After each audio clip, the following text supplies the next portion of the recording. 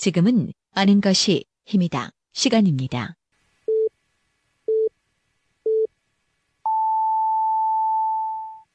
어서 오십시오. 오늘 모닝 이슈에 오신 걸 환영합니다. Eyes in the sky, gazing far into the night. I raise my hand. 오는 7월 8일 서울 신촌에서는 올해로 5번째 신촌 물총축제가 열린다고 합니다. 신촌 물총축제는 2000년대 이후 홍대나 이태원 쪽으로 빠져나간 젊은이들로 인해 경기 침체를 겪고 있다가 기획된 행사로 공익적 측면을 살리기 위해 지난해에는 행사 수익금 5,300만 원을 서대문구 소외계층 가정 지원을 위해 사용했다고 하는데요. 사상 초유의 가뭄, 전국의 농경지 3,000헥타르 이상이 타들어가고 있고 1만 4천여 명은 제한급수를 받고 있다고 알려져 있습니다. 물론 신촌의 상인들의 장사도 생각해야 되겠지만은 더불어 살아가는 세상에서 가장 중요한 것 중 하나가 바로 공감인데 말이죠. 올해같이 특수한 상황에서 할 수 있는 게 오로지 물총축제라면 모를까? 이건 좀 아니다는 생각이 드네요. 이런 비판 여론을 의식한 듯 행사를 주관하는 관계자는 올해 행사 수익금을 가뭄 피해가 심한 농촌에 지원하는 방안을 고려하고 있다고 말했습니다. 그런데 지금 가뭄 지역에서 원하는 게 비단 돈 지원뿐일까요? 그 돈으로 모든 가뭄을 해결할 수 있을까요? 불이 나서 집이 다 타버린 사람 앞에서 불꽃놀이를 신나게 하고 난 뒤 생긴 수익금이라며 그 돈을 가져온다면 이건 불난집의 부채질하는 꼴은 아닐까요? 한편 이번 물총놀이에 쓰일 물은 약 5만 리터 정도로 예상되며 서울시에서는 이 행사를 위해 2억 2천만 원의 예산을 배정해 놓았다고 합니다. 그 돈이면 25헥타르의 논에 물을 채울 수 있을 만큼의 관정을 뚫을 수도 있다고 합니다. 나의 행복도 좋지만 어려울 때일수록 서로의 마음을 공감할 수 있는 우리가 되었으면 좋겠습니다.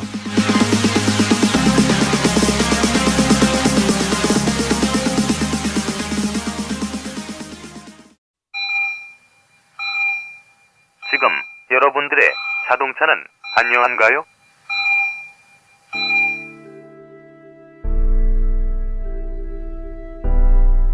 자동차는 편리한 교통수단이기 전에 나와 내 가족의 소중한 생명을 지켜주는 또 하나의 나입니다.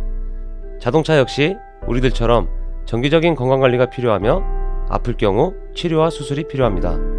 나와 내 가족의 소중한 생명 지킴이 내 차의 모든 것을 이제 낭만카 닥터 김사부와 상의하세요. 자동차의 돌담병원 북대전 모터스에 오시면 내 차의 모든 것이 편안합니다. 내 차를 위한 엑스레이, CT, MRI 등 최신 장비와 대한민국 최고의 자동차 엔지니어인 저 낭만 카닥터 김사부를 만나실 수 있습니다. 북대전 IC에서 테크노밸리 방향 언덕 위의 하얀 집, 정신병원 아닙니다. 이상 여러분들의 자동차 주치 낭만 카닥터 김사부였습니다.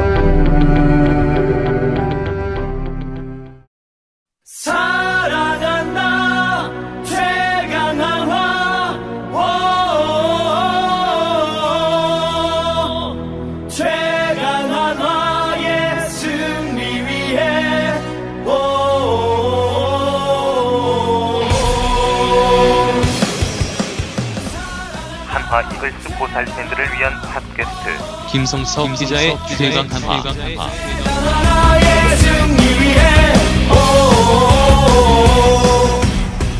매주 월요일 김성석 기자가 한 주간의 한화 이글스 경기 결과와 소식, 이막 프로의 전망, 그리고 선수단 이야기를 전해드립니다. 지금 팟빵이나 유튜브, 페이스북에서 아는 것이 힘이다를 검색해주세요. 나는 행복합니다. 나는 행복합니다. 나는 행복합니다. 이글스라 행복합니다. 오늘도 청취자분들을 위해 우리 지역의 소식을 전해주시는 고마운 분이십니다. 네, 중도일보 대표 천사 기자, 네, 임병환 기자님 나오셨습니다. 기자님 안녕하세요. 네, 안녕하세요. 제가 오프닝에서 잠깐 소개를 해드렸는데, 서울 신촌에서 물총 축제를 한다고 하더라고요. 지금 가뭄이 한참 심각한데, 물론 이제 이 축제에서 생기는 수익금을 가지고, 가뭄 극복을 위해서 이제 재난 지역 분들한테 수익금을 지원하겠다라는 그런 방안을 지금, 마련하고 있다고는 얘기를 하는데, 기자님은 어떻게 생각하세요? 좀 평범한 여름이었다면 사실은 한번 가서 시원하게 물줄기만 맞고 싶다는 생각을 좀 할 텐데 지금 우리 사실 옆에 주변을 잠깐만 둘러봐도 사실 모내기를 2번 해도 2번째도 지금 실패해서 지금 어떻게 해야 될지 모르겠다는 농민들도 계시고요. 네. 지금 뭐 저수지에 물이 다 말라서 물고기가 거기서 그 자리에서 다 말라 죽었다고 보도도 지금 나오고 있어서 지금 물이 예전처럼 우리가 이렇게 재미있게 즐겁게 놀 수 있는 대상이 아니라 또 생존의 수단이 되어 있는 시기거든요. 그래서 물총축제가 뭐 즐길 수 있는 대상이 되겠지만 현재 시점에서는 좀 적절하지 않을 것 같다는 생각이 들더라고요. 공감 능력에 대해서 좀 생각을 저는 많이 하게 돼요. 그러니까 우리가 같이 살아가는 사회인데 이제 누군가 슬픔에 젖어 있다면 거기서 마냥 웃을 수는 없는 거잖아요. 나한테 기쁨이 있더라도 좀 자제할 줄도 알아야 그렇죠. 되고 차라리 좀 더 의미 있게 행사해 보려면은 녹조물 퍼다가 서로 이렇게 쏘면서 경각심도 좀 일으키고. 예. 네. 그러니까 그쪽 환경단체 좀 말씀 좀 드리고 싶네요. 그렇게라도 한번 하면은 녹조의 또 네. 심각성을 또 전달하는 기회가 될 수 있겠네요. 예, 아니면은 이번 주 일요일에 비 소식이 좀 예견되어 있으니까 행사를 아예 이번 주 일요일에 비 맞는 걸로 그렇게 조금. 근데 또 7월 달에도 사실은 비가 예년만큼 많지는 않을 거다라는 예보가 지금 나오고 있어서 네. 이번 가뭄이 다음 달까지도 사실은 계속 될 거라고 생각을 좀 하고 있어야 될 것 같아요. 네. 근데 좀 이렇게 좀 물이 굉장히 좀 민감하거든요. 어떻게 보면 누구 옆에서 단식하는데 옆에서 누가 밥을 먹는 꼴이 되지 않을까 뭐 이런 것처럼 생각해봤지 않을까. 그러니까 조금 더 사려 깊은 그런 생각을 했으면 좋겠어요. 아니면 바닷물 퍼다가 하든지. 네, 그런 가뭄 이제 물 부족 굉장히 우리나라도 물 부족 국가인데 도시는 비교적 그래도 물이 뭐 부족하다는 걸 잘 못 느끼니까 모르겠지만은 정말 심각합니다. 우리 함께 좀 같이 고민하고 공감했으면 좋겠다는 생각이 하면서 네, 오늘 첫 번째 소식 전해주십시오. 대전 유성 복합터미널의 잠정 중단 소식이 알려진 지 일주일 됐는데요. 권선택 대전시장이 사업을 재추진하겠다는 입장과 별개로 의사소통이 부족한 시정이 개선돼야 한다는 목소리가 구청장 협의회에서 터져나왔습니다.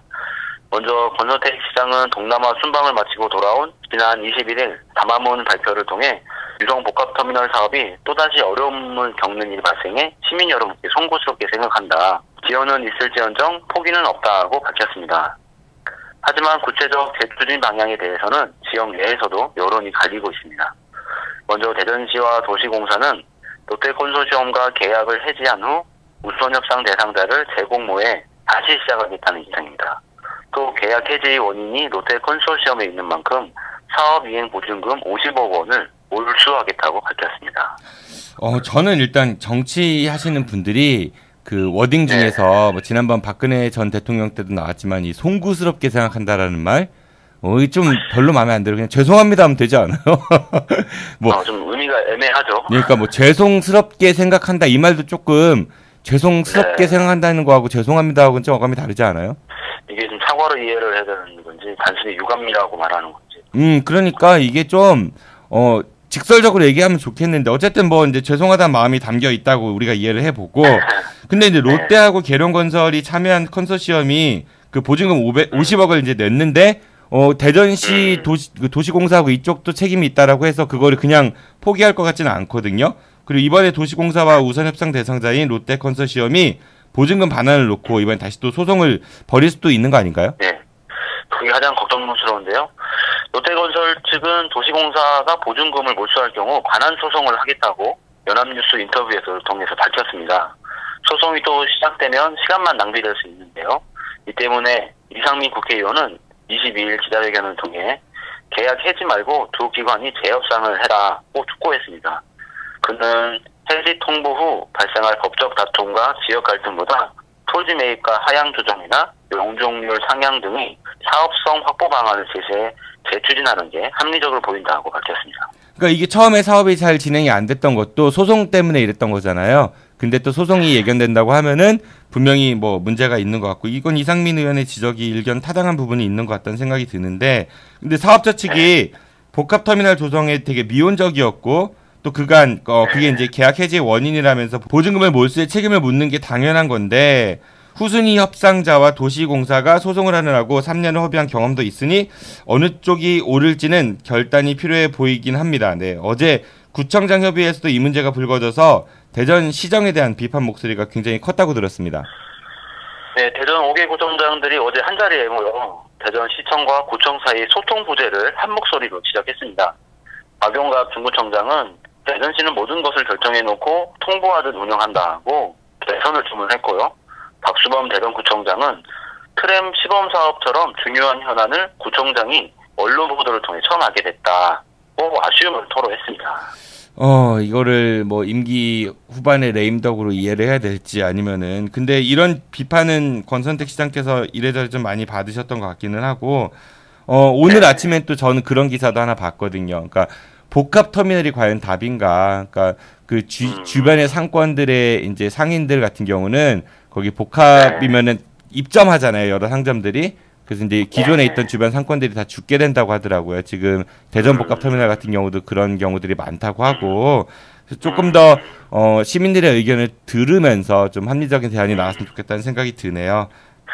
그 터미널에 또 한 가지 더 문제가 있을 수 있는데요. 터미널이 유성 복합 터미널이 만들어지면 저희가 지금 이용하는 서부 터미널 중구 유천동에 지금 서부 터미널이 사실은 없어져야 되고요. 네. 그래서 우리가 도심에서 이용하는 정류소 그 작은 형태의 정류소들이 다 사실은 폐지 대상입니다. 유성 복합 터미널로 모든 게 다 흡수되는 조건에서 사업이 추진될 예정이라서 그런 것도 사실은 좀 저희가 불편함이 생길 수 있다는 것도 좀 생각을 하고 있어요. 그러면 중간중간에 있는 그 시외버스 정류소들이 이제 사라지게 된다는 건가요? 예, 정리 대상이죠. 그럼 둔산동에 있는 그 인천공항 가는 뭐 그쪽하고 그 둥지 아파트 앞에 있는 그것도 없어지게 되나요? 예, 그것도 저희가 이제 복합터미널 사업자가 그 사업을 터미널에서 사람들이 더 많이 모일수록 집객이 될수록 이익이 나는 구조이기 때문에 터미널에 집객되는 걸 바라기 때문에 시와 도시공사 협의할 때 중류소들은 없애는 조건으로 추진을 하죠. 그러면은 이거는 결국은 시민 편의를 위한다는 명분이지만은 시민 불편이 될 수도 있겠습니다. 불편이 될 수도 있죠. 아이고. 네, 알겠습니다. 조금 더 이런 정보들이 많이 공개가 돼갖고 시민들이 다양한 목소리를 좀 냈으면 좋겠다는 생각이 들고요. 네, 다음 소식 부탁드리겠습니다. 오는 29일부터 30일로 예정된 대전 지역 학교 비정규직 총파업이 가시화되고 있습니다. 충청투데이 보도에 따르면 대전시 교육청, 학교 비정규직 노조 사이 충남지방노동위원회에서 조정이 중지 결정됐습니다. 앞서 교육청과 학비노조는 근속수당 5만 원 지급, 기본급 5% 인상, 정규직 전환 등을 놓고 협상을 벌였다가 입장차가 좁혀지지 않았고 이날 조정 중지된 것입니다. 이로써 학비노조는 총파업을 할 수 있는 요건을 갖추게 됐습니다. 대전교육청은 학비노조가 요구한 38개 조항을 이행하려면 430억 원의 예산이 필요하다는 입장입니다. 대전 지역 학비노조원은 1,500여 명으로 이 중 1,000여 명이 학교급식 5조 원으로 파업이 현실화될 경우 학교급식 차질이 불가피할 전망입니다. 학비 노조라 하면은 그 학교에서 일하시는 분들이 비정규직 분들의 노조를 뜻하는 것 같고, 일단 이분들이 비정규직이니까 지금 문재인 정부에서도 추진하는 게 비정규직의 정규직화, 뭐 동일 노동, 동일 임금 이런 것들이 화두가 많이 되고 있는데, 뭐 수당 같은 거 인상도 중요하겠지만은 이분들의 고용의 이제 안정성 그게 더 중요하다라고 생각이 들어요. 좀 더 예산이 늘 문제긴 한데. 근데 그 어떤 관공서든 우리는 예산이 충분합니다라고 말씀하시는 곳은 없는 것 같아요. 다들 열악하다고 얘기하고 있고.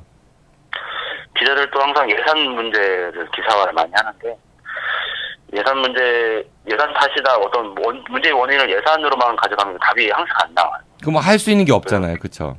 네, 뭐 어떤 계속 제자리만 맴도는 거의 근본적인 원인은 예산 탓이죠. 우리도 항상 문제를 볼 때 예산 말고 다른 원인을 찾으려고 항상 하는 그런 노력이죠. 제자리만 돌면 답이 안 나오니까 어떤 답을 대안을 만들려면 예산 말고 다른 방안 어떤 걸 찾아야 되는 그런 걸 항상 고민하죠. 그리고 저는 또 이게 뭐 액수는 큰 차이가 많이 나겠지만은 열악한 재정 환경인데 그 높으신 분들은 좋은 차 관용차로 타시고 회의 같은 거 되게 좋은 호텔 뭐 이런데 우리 지난번에 부여 그 리조트 롯데 리조트 그런 데에서도 회의하고 그러잖아요. 열악한 재정인데 왜 그렇게 하냐고. 물론 그 돈 줄여가지고 뭐 정규직 전환이 안 되겠지만은 공감을 이끌어내려면 그런 건 필요한 것 같아요. 집이 되게 가난하고 어려운데 아버지는 맨날 명품 옷 입고 외제차 타고 다니면은 누가 그걸 공감하겠습니까? 그래서 앞으로 좀 파업 예정일이 한 일주일 정도 남았는데요. 그 사이에 좀 원만한 합의 좀 이루어졌으면 하는 바람입니다. 네, 그 서로 정말 톡 터놓고 대화 많이 해가지고 공감을 할 수 있으면은 그러면은 문제는 해결될 수 있는 여지가 있지 않을까 그런 생각이 듭니다. 네, 다음 소식 전해주십시오. 문재인 정권에서 지방분권을 강화하는 방안이 논의되면서 지방의원들의 역량을 높이는 차원에서 정책보좌관제가 다시 한번 화두로 등장하고 있습니다. 충청투데이 보도에 따르면 지방의회 의원들은 국회의원과 달리 별도의 보좌진을 둘 수 없습니다. 의회 사무처를 통한 의정활동 지원만 가능한데요. 지방의회 차원에서 지자체 공무원이 순환보직 형태로 의회 사무처에 들어와 의정 업무를 돕는 게 전문성이 높지 않다고 보고 있습니다. 이 때문에 민원 처리 및 각종 감사 업무 등에서 전문성이 있는 보좌관을 기용한다면 의회 권한이 강화될 수 있다는 목소리입니다. 하지만 광역의회 의원들이 연간 회기 일수가 120여일에 불과해 보좌관 없이 전문성을 살릴 수 없다는 주장은 의원 스스로 노력하지 않았음을 인정하는 꼴이라는 지적도 있습니다. 지방의회는 참 그래요. 그러니까 제도 자체는 굉장히 좋고 그리고 취지도 다 공감이 되는데 실제 지방 의원님들을 우리가 보면은 열심히 활동하시는 분들도 계시지만은 사람들한테 존재감이 너무 없습니다. 잘 모릅니다. 그리고 지방 의원들의 떠오르는 이미지 하면 맨날 얘기하는 게 1순위가 거의 뭐 해외 연수를 빙자하는 외유 뭐 이런 거 그런 거 얘기 되게 많이 나오고 그러니까 이거는 보좌관이 없어서 일을 못한다라고 생각하는 사람들보다는 그러니까 무용론이 그래서 나오는 것 같고 참 어려운 문제인 것 같습니다. 제도 자체는 굉장히 좋은데 그런 거를 극복하기 위해서는 저한테는 방법이 하나 있어요. 제가 갖고 있는 비책이 잘 뽑아야 됩니다. 잘 뽑아야 됩니다. 우리가 관심을 가져야 돼요. 정말 어떤 분이 출마하셨고 그리고 그분이 어떤 정책적 역량이 있고 비전이 있고 이거를 정말 우리가 꼼꼼하게 봐야지 그냥 정당만 보고 아니면 내가 아는 사람이 누구라더라 이렇게 뽑으면은 계속 평행선일 것 같다는 생각이 듭니다.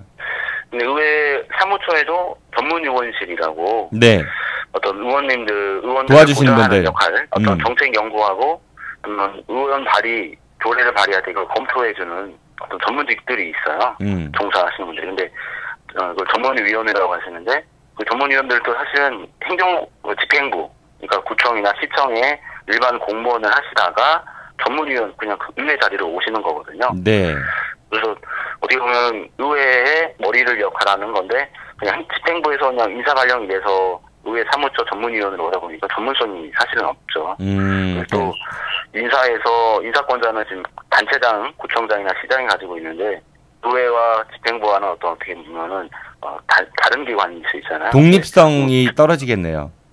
네, 그래서 인사권을 이미 집행부가 갖고 있으니까 의회 사무처에 와도 의회 업무보다는 집행부와의 어떤 관계를 더 생각하는 게 그런 것 때문에 의회가 좀 더 성장하는 데는 좀 한계가 있죠. 그러니까 전문위원이기보다는 정무위원 뭐 이런 그런 그 기능이 더 있지 않을까라고 생각이 들기도 하고 그리고 이제 만약에 그런 그 조례를 제정할 입법 능력이 본인이 이제 현저하게 부족하다라고 하면은 그러면은 의원을 안 하시고 다른 일을 하셔도 되잖아요. 그러니까 누가 하라고 해서 한 게 아니라 본인이 그 선택해갖고 자의적으로 나와서 뽑아달라고 막 간청을 한 거니까 더 열심히 공부하셔야죠. 그리고 이 보좌관들 뽑으셔갖고 조례 입법에 관련한 도움을 받으실 수도 있겠지만은 그런 생각하는 분들도 있을 것 같아요. 이분들 결국은 이제 운전하고 어떤 말 그대로 수행, 그 비서 역할 그런 쪽에 생각을 하지 않을까 뭐 그런 의심도 좀 들기도 합니다. 아이고, 네, 제도는 훌륭합니다. 그리고 그 제도를 따라가기 위해서 우리가 좋은 분들을 볼 수 있는 눈을 키워야 됩니다. 우리 유권자들이. 그러기 위해서는 더 열심히 공부하시고 저희 아는 것입니다. 방송도 많이 청취해 주십시오. 네, 다음 소식 부탁드리겠습니다.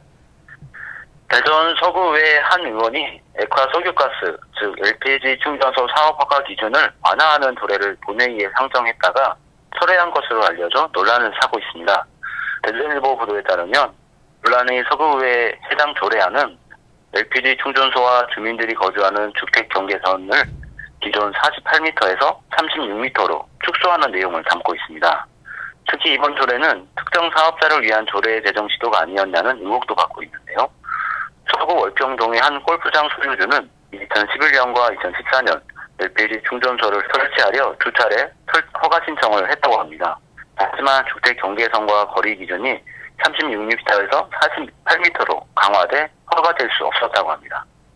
이에 대해 해당 조례를 발의한 후 철회한 이한영 의원은 대전일보와 인터뷰에서 토지 소유주가 누구인지도 몰랐으며 유성구 등 다른 지자체보다 서구의 규제가 더 높아 개정 조례안을 상정한 것이라고 해명했습니다. LPG 충전소는 아무래도 이제 폭발 위험이 있기 때문에 뭐 예전에 대구에서도 가스 폭발 사고가 있었었고 서울 아현동인가요? 거기서도 가스 폭발 사고가 있었었죠. 굉장히 위험하기 때문에 주택가하고 가급적인 멀리 떨어져야 된다는 게 상식인 거고. 그러니까 이거는 두 개의 사건이 있었던 거네. 하나는 그 대전 서구의 이한영 의원이 그 규제를 이제 그 떨어져야 되는 거리를 완화하는 그런 조례를 하나 냈다 한 건.